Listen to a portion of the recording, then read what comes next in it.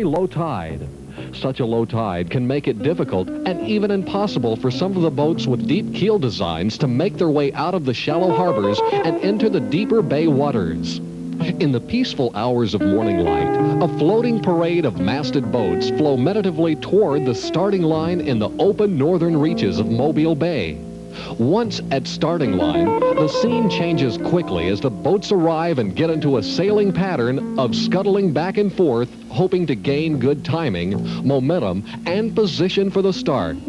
A good start is probably the most important and most challenging part of the entire race. The intensity and drama unfold into a frantic pace in the final moments before the starting gun is fired, signaling the beginning of a race for Dauphin Island. The prevailing winds continue to blow out of the north, which will set the course of the southward race downwind.